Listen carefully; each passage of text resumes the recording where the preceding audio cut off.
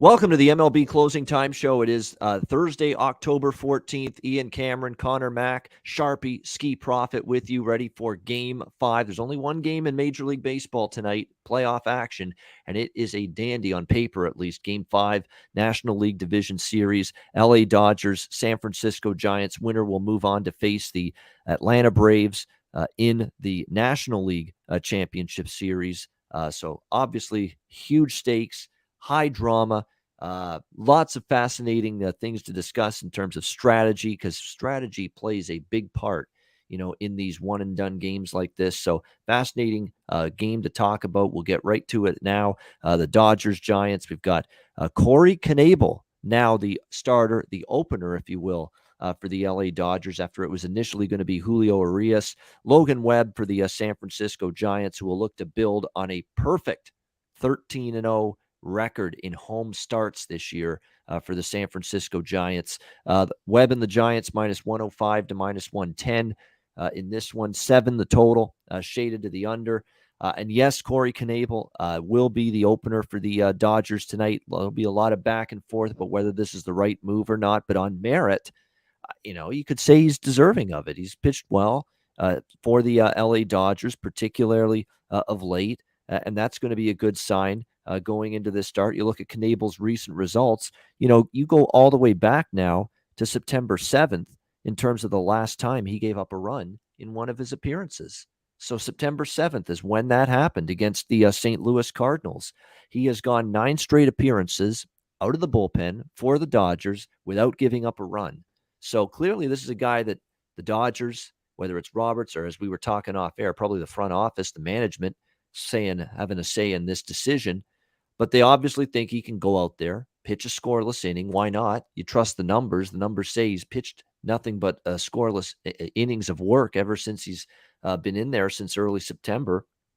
So that's probably part of it. He can serve Urias for a little bit. He doesn't have to pitch that. Sometimes that first inning can be tricky. And I think they also sense that Urias, that at times, he has needed that first inning to settle in some of his past starts. So we'll see if it works. I mean, I don't hate it. And there's people that are obviously going to hate it if it doesn't go well. And yet if it does go well, people will applaud the decision. Usually that's the way it works, because it's all based on the result of the decision, not necessarily the decision itself. This is a tricky game. I mean, I'm going to look more at props and some live in-game stuff in this game rather than anything pre-game. If a Sharpie, and we'll get to him and his thoughts, he's always that person that thinks of, when a lineup gets to face the same guy, for the second time in a week, like what's going to happen here with the Dodgers against Logan Webb, you'd like to think they're going to have a better chance of success, right? Better success, better production. I mean, get some hits, get some runs, because he was absolutely outstanding, obviously, in Game 1 against the Dodgers, Logan Webb, and he's been out just beyond good here in San Francisco. We've mentioned it with the 13-0 home record, the incredible ERA that he's had at home, 1.78. Microscopic. He's been terrific at home. But this is a really good Dodgers lineup that might be, they've had some big outbursts in this series too, Game 2 and in Game 4. Do they have better approach? Do they maybe have a better adjustment at the plate, top to bottom, against Logan Webb this time around? I worry about that big time, and that's what's keeping me off the Giants here, because I lean San Francisco. I can't go again at this price, even money. I don't want to go against Logan Webb and that 13-0 track record in his home starts, but I do respect the Dodgers lineup. It's good. It's deep. You think they can make adjustments. They're capable of doing that. They're seeing him now for a second time in a week. I don't know if this is going to be a Logan Webb that goes out there and mows down this Dodgers lineup. So, for sake of having a bet on the game, it's a game of this magnitude, game I'll be watching, a lot of people will be watching. I'll go San Francisco rather than just say pass. I'll say San Francisco minus 110, but this is not best bet. This is not a strong opinion on my part. Yeah, boo me, all you Dodgers fans. Come on, bring it.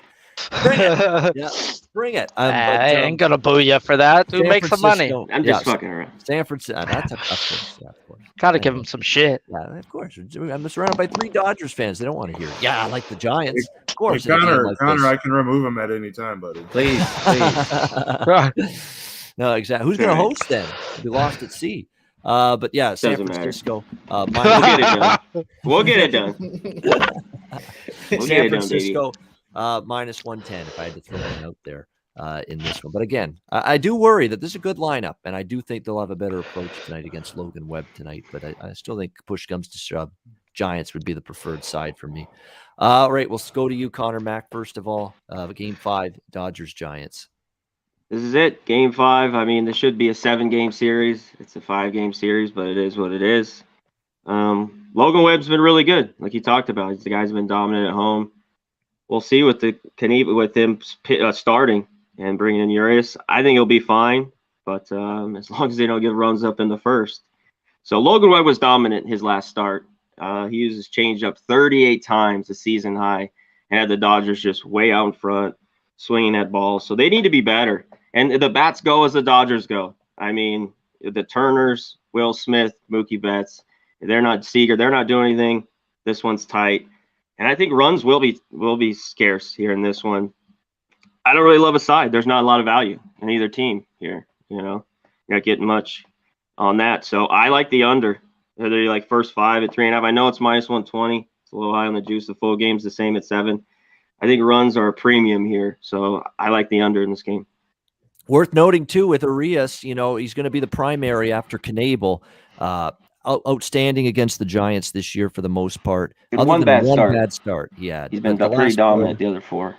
Yeah, 100% true. One run in each of his last 4 starts against the Giants. Down the stretch of the season, he's given up 2 runs or less in 9 of his last 10 starts. Like he's been excellent. And that's another thing it's a lukewarm bet for me on the Giants tonight because he won 20 games. Respect Urias and the way he has pitched. And while we talk about Logan Webb's 13-0 at home, we've heard that ad nauseum already. Let's not poo-poo Julio Urias and a 16-3 record in 19 road starts this year for the LA Dodgers. 16-3 is pretty good as well. So a great matchup, no question about that. Skee, we'll go to you next. What do you think, Giants-Dodgers? I really liked the Dodgers before I saw the change in starting pitcher. And, I think about it some more. Urias and Webb, which I think will get majority of the first half of the game, I think it's kind of a wash. I do like Urias, and Dodgers have seen Webb enough to potentially hit him. What I was thinking in this game was, I know they had a day off, but when I was watching the previous games, I was like, why are they still throwing their best arms out there for the Giants, when they're clearly going to lose this game? So I just don't think that all of their key guys are going to be 100. And I think that the Dodgers bullpen potentially could be in better shape just for this game right now. So I like the Dodgers still. Call me a homer if you want, but if I'm going to play it, it will be the Dodgers today.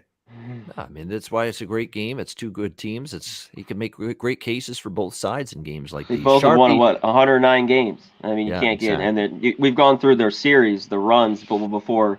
It's even close because the Dodgers won a couple high scoring, scored some runs, but the runs were even. Everything was even in this thing. So, shit. Talk about a toss-up. It is. Sharpie, floor is yours. What do you like tonight? Let's get into it. I'm going to tell you my bet, and then I'm going to break it down, guys. Shout out to the chat.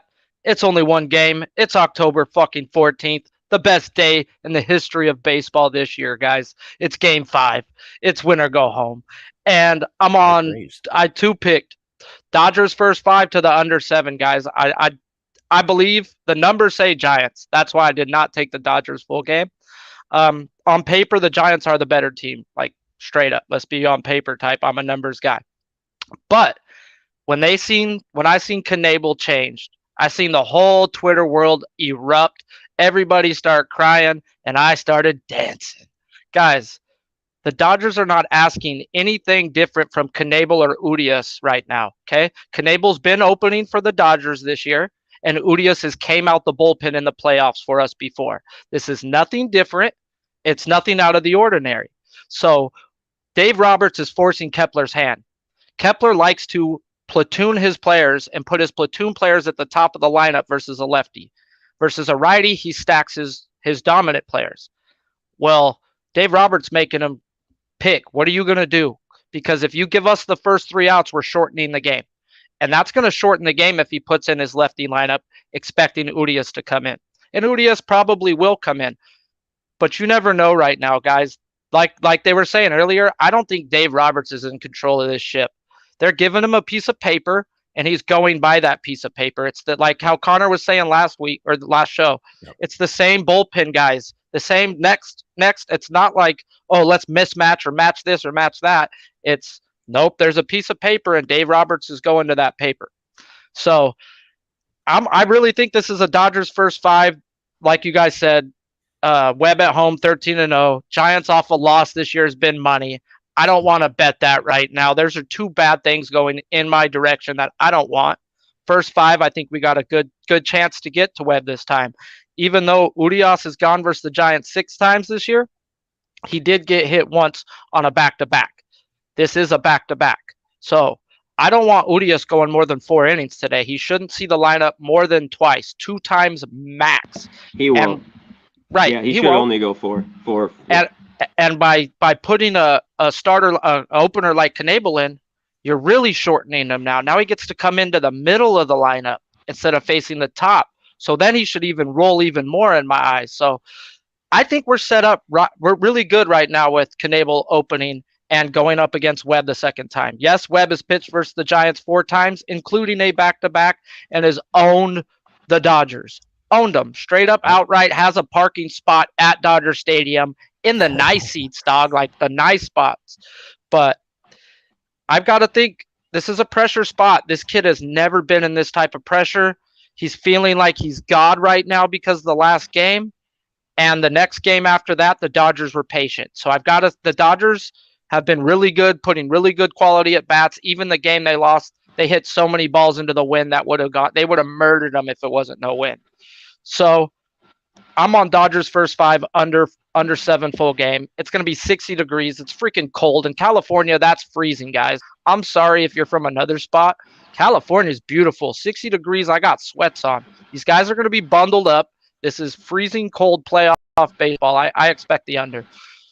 There you go. Under here in this one. 7, low total, but low for a reason. We've got pretty good pitching from both sides here in a game like this. No question about that. We'll get to Jack of the Day and props and best bets, of course, in a second. But I'll say right now, I am very, very, very interested in the strikeout prop for Webb. It's 5.5. You look at recent games, but I'm looking at it and I'm saying, why is it so low?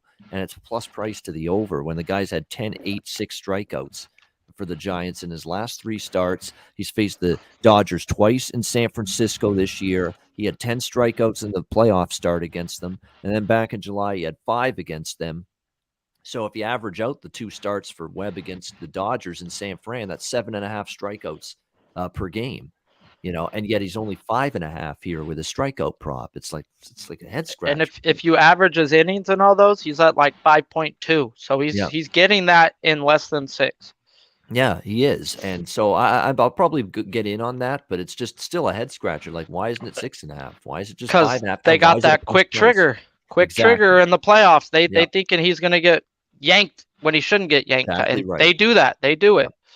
That's the concern, right? As soon as the first sign of trouble, 4th inning, he's got 4 strikeouts or 5 strikeouts already, and whoop, back-to-back walks, 1st and 2nd, nobody out. Here comes Kapler. Here comes the Giants bullpen.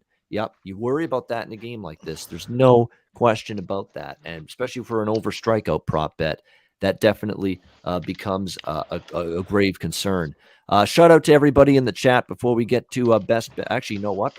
We got some other work to do because we do have some football tonight and some.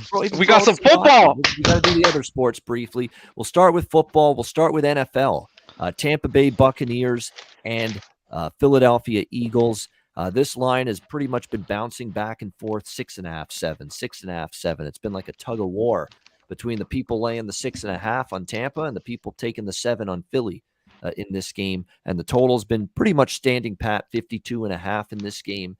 Really, I'm all over the place. I said on the Football Frenzy show earlier, I think Tampa wins the game, but I don't want to lay 7. But I could see Philadelphia, believe it or not, going over the team total just because Tampa's defense is just riddled with injuries right now. Just riddled. The secondary, Levante David now is not going to play at linebacker. I mean, it's definitely a decimated defense.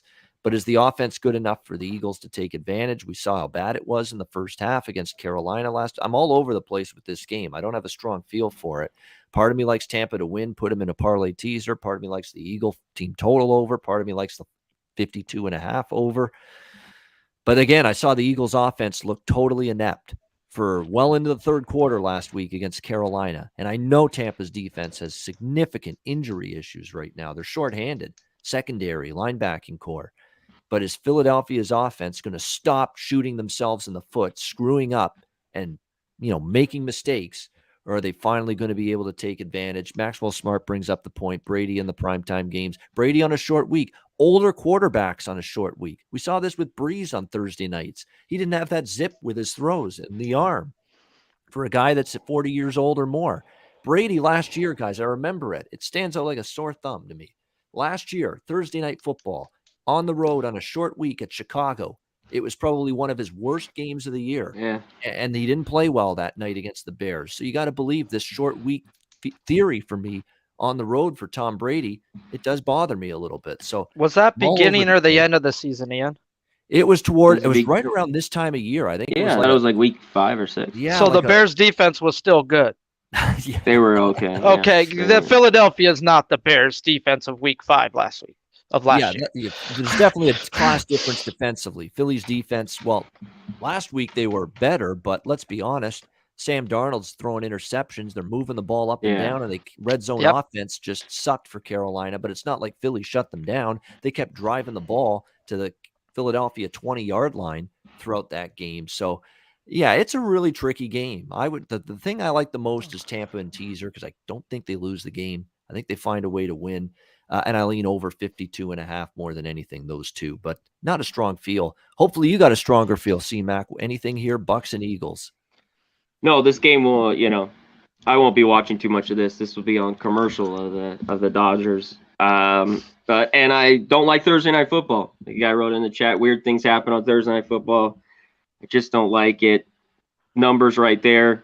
Gets everyone 7, 6.5 for the public jump on Brady. It moves and it comes back. You'll see Eagles money. The Eagles have no defense. So you talked about. I don't think the Bucks, his defense is great either, but I think they can get some stops. But short week, you talked about everything that I was going to bring up. I just don't want to lay it here with the Bucks. It's just this game's a pass for me. And on the total, I want to take the under. But all primetime games, even Thursday nights, they'd be going over. And these teams don't have great defenses, so I'd be, closing my eyes, my nose, holding this under. So I'm off. Yeah, there it was last year, 20-19 loss. And the game took place, Connor. This is unbelievable. Thursday, October the 8th. It was like right around, you're right, like this time of year, first half of October. But you're right, there is a difference. I think the Bears defense was starting to decline last year, but it was really the second half of the year where all of a sudden you saw the Bears defense fall apart. And I think the first half of the season Bears defense last year is probably still better than the Eagles defense that we've seen so far this year. Skee, what do you like here? Anything at all Thursday Night Football? Yeah, I felt a lot of different ways about this game.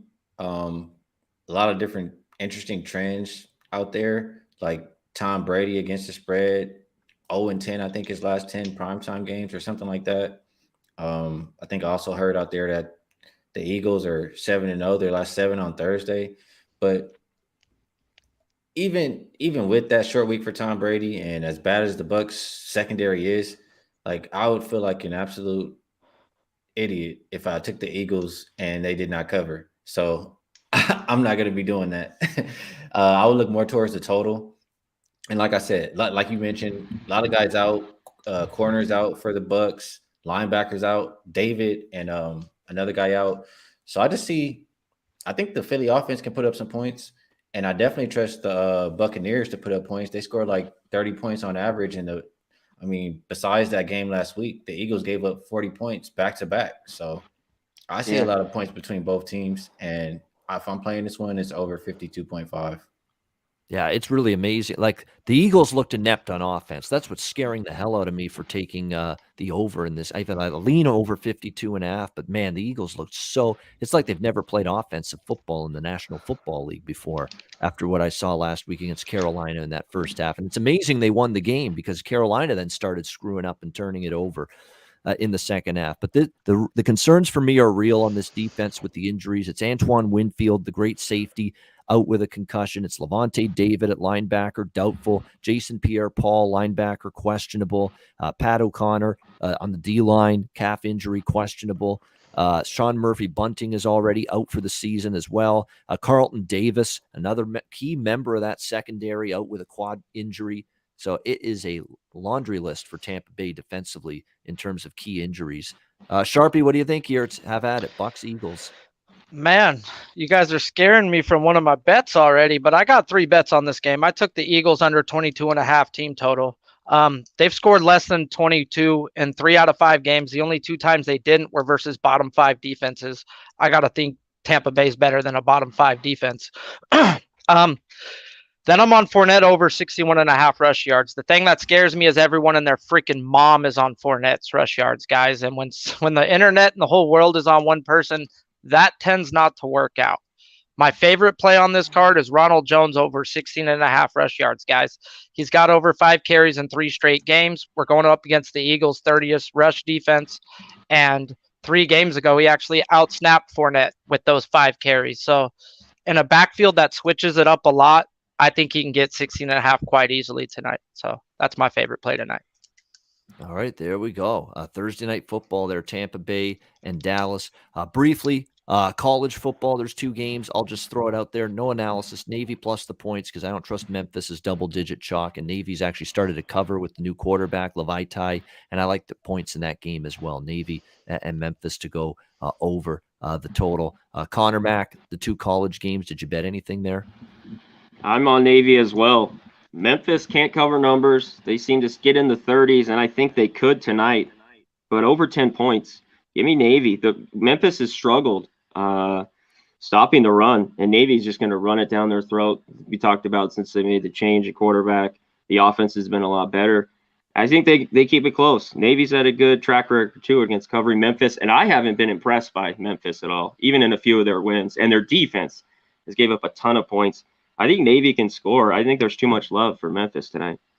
Yep, I agree with that. The thumb injury about Tom Brady is worth talking about, but I don't think it's going to be that significant. I think he'll be fine. It sure sounds like he's going to be able to throw the ball okay. Remember, he had that injury midway through the Miami game. Did it look like it impacted him in the second half? It sure didn't look that way with the way he just absolutely carved up that just hapless Dolphins defense in the second half on Sunday. So yeah, I think he'll be fine through that thumb injury. I'll throw out some pucks briefly, and then we'll get to best bets. I like Montreal team total over, Montreal money line, and the over 5.5 against Buffalo. One of the worst teams and probably one of the worst defensive teams in the NHL this year, Buffalo. Florida in regulation, I like the Rangers. Yeah, I'm going back to them, even though they disappointed me last night to get the job done against Dallas. Columbus against Arizona, with them playing with heavy hearts for that guy, the goalie that passed away tragically, Matisse Kivlenix. I think they have a big effort tonight, Columbus, to get the job done at home. And I like the over in that game.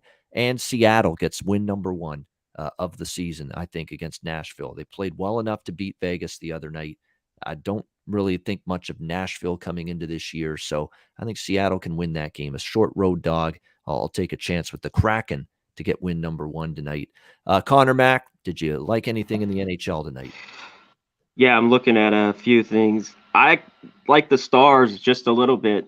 The Rangers, I haven't bet this one yet, but man, plus 115, I'm looking at them a little bit. The Rangers should play better tonight, but that was awful last night. I like the Kings, plus 135 tonight. And I also like the Hurricanes. They've owned the Islanders. I mean, there's just something about the Canes. They beat up on them. And I also like the under 5.5 a little bit. And I'm with you with Columbus. All year, Columbus might not be favored like this again, but it's probably worth it tonight against the Coyotes team that's just horrible. So take Columbus puck line here. All right, there you go. Can I ask you guys a couple questions really quick about hockey? Yep. I'm trying to learn. Yep. I was looking at that Canes game too.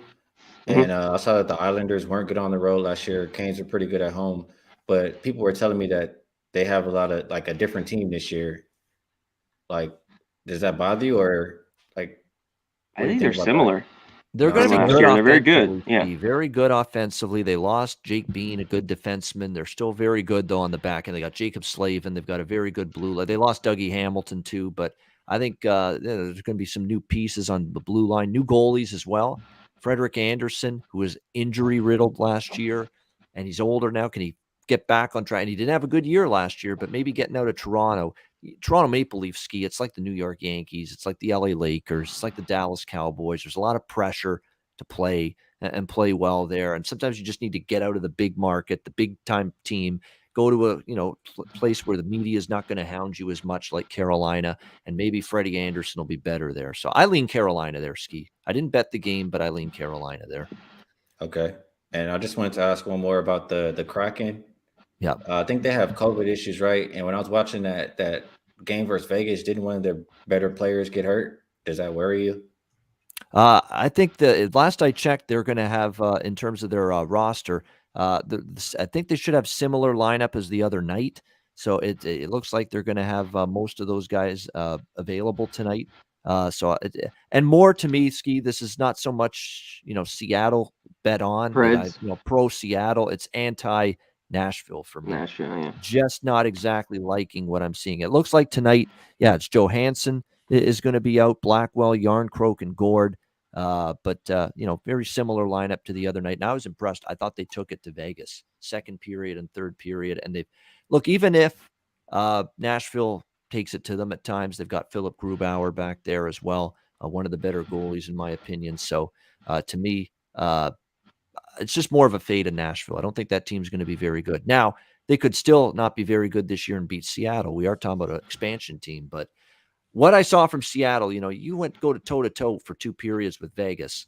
You're doing something right, and Nashville ain't Vegas. So for me, it's a look to Seattle here. All right, good stuff. That's good, Ski. You're getting into hockey. I love it. Yeah, I want to learn. How much? I'll get there. It's going to sprinkle. Yeah, I know. You're just baby steps for now, but that's good for when we do NBA Pub Up. When I throw in a couple hockey picks at the end of the NBA show when it starts next week, I'll get some thoughts from you as well. So good stuff. I love it. I love more people getting involved in hockey, whether it's watching hockey, betting hockey. It's an incredible sport. I always say that. Incredibly fast. And look, TNT, which of course has done an amazing job with the NBA for decades. That first broadcast of the NHL last night was fantastic. It's like I was watching inside the NBA with just the format. They're doing some laughs, some giggles. They're getting them standing up, doing these little things in the studio with shooting the puck at Charles Barkley, Wayne Gretzky. I mean, that was a lot of fun last night, and they're making it fun. The NHL studio show, just like they make it fun with Shaq, Kenny, Chuck, and Ernie Johnson for the NBA. So TNT just knows how to do a sports studio show. I mean, they're clearly good at it. And they showed it again last night with the NHL. So great start to the NHL on TNT last night. Speaking of NBA Pub Hub, we're going to get it going next Monday is what our tentative start date, October 18th.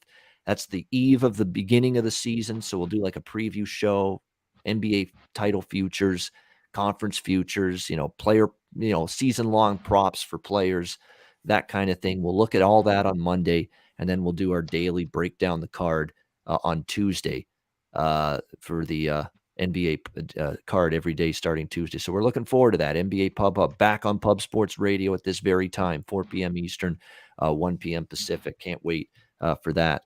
All right, we will bring Sharpie back in just a sec. We'll wrap up the show with Jack of the Day and our best bets for this Thursday card.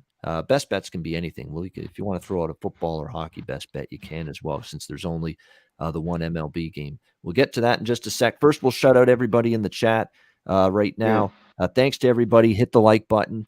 Make sure you do that. Brian Watson, Real Deal Prime, Danzo, Not Applicable, Platinum Paul, Rodney Barton, Harold Williams, Joshua, Kay, we welcome you. Maxwell Smart, who's going to be, by the way, doing some great college basketball stuff on the channel too, coming up next month when that starts. So get ready for that. Get ready for Maxwell Smart. That's his thing. He lives for college basketball. Yay area 415, Hoops 590, Jay Peasy. We appreciate everybody. Whack Prescott. Appreciate everybody in the chat joining us. Jay Cash, Top Set. Thank you to everybody for joining us here in the chat and joining us here on the MLB Closing Time Show. Jack of the Day, best bets in just a second. But first, here's some messages from Manscaped and Southtown 101.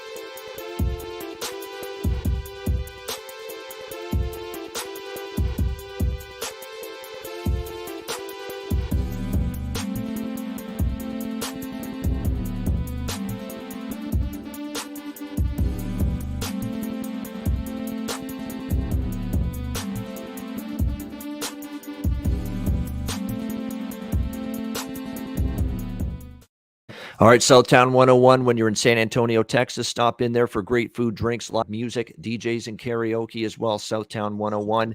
Manscaped, promo code PubSports, 20% off your purchase using the promo code PubSports, Lawnmower 4.0, and any Manscaped product on the site. You get 20% off the purchase with the promo code PubSports. And mybookie.ag, promo code PubSports. Football season still ongoing. NHL has already started this week. NBA starts next week. College basketball in just a few weeks, a month. We can't wait. A great time of year. All the sports at once. Mybookie.ag. Sign up for an account. No better time than right now. Bitcoin accepted currency for your deposit as well. Mybookie.ag, promo code PubSports. All right. Only one game. Cold night potentially in the Bay Area. Total of 7. But let's see if we can still find maybe someone to go yard tonight with Jack of the Day. Well, see you later. This might be a grasping at straws type of endeavor here with Jack of the Day. I mean, it's going to be a very, very well-pitched game, tight game, I think.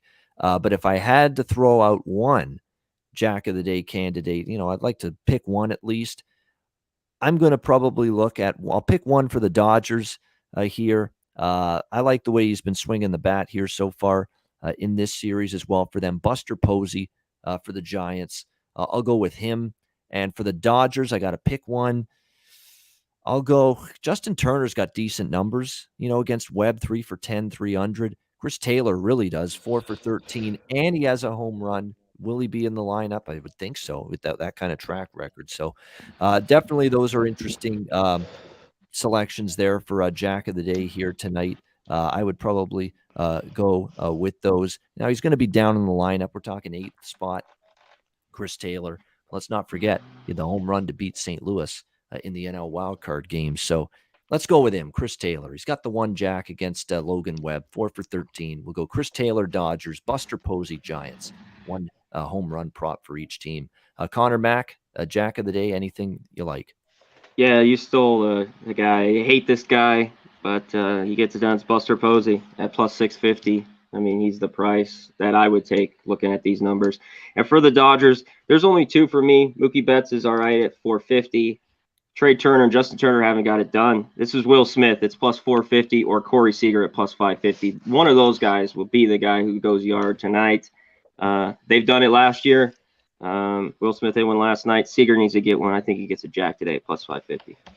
All right, there we go. Skee Profit, if you got any props at all for the game, let us know. If not, best bet.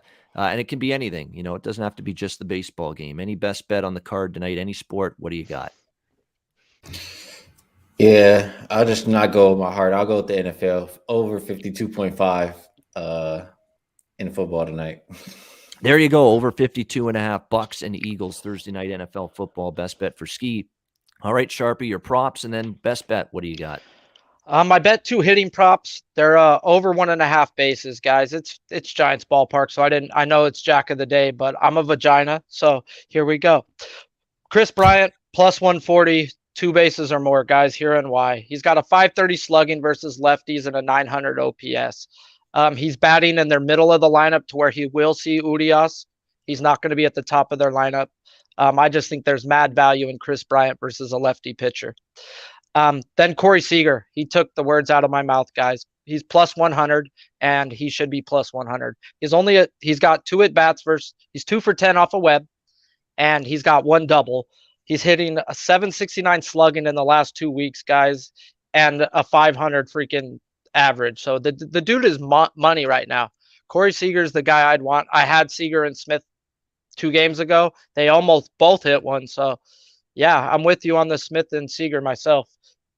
Then, best bet, guys, I can't give you a Dodgers best bet because I'd be a homer. It seems like Ronald Jones, over 16.5 rush yards. It should be higher. It's going to cash by the first half. Thank me later.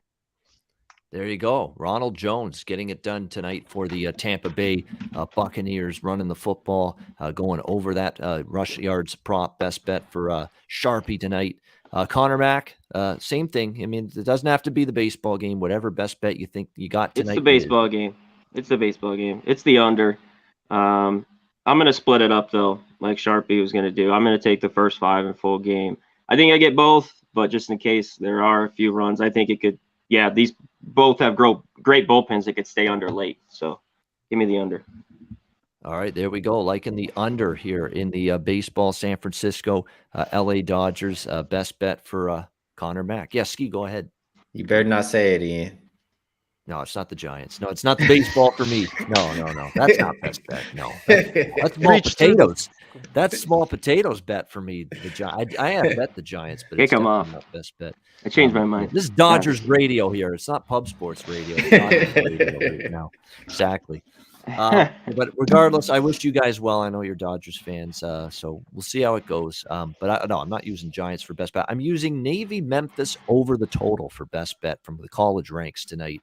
I was screwed by that over last week. SMU Navy, 42 points at halftime at 21-21, and the game ends with 55 points, and I had over 56. Brutal in that game. Brutal. We get it back tonight. Memphis defense still ain't very good. But their pass offense with the young quarterback, Seth Hennigan, is very good. And Navy has given up a lot of big plays in the passing game. Most of the service academies, they don't have good secondaries. And Navy is another one of those teams. So let's go Navy Memphis over 55.5. I like Navy plus the points too, but I like the total even more. So we'll go with that. Navy Memphis college football. Over 55.5 for my best bet. And that'll wrap up this edition of the MLB Closing Time Show. We'll be back tomorrow. Same 4 of us, 4 p.m. Eastern, 1 p.m. Pacific, and we'll get you ready for Game 1, American League Championship Series, Boston Red Sox and the Houston Astros. Looking forward to it.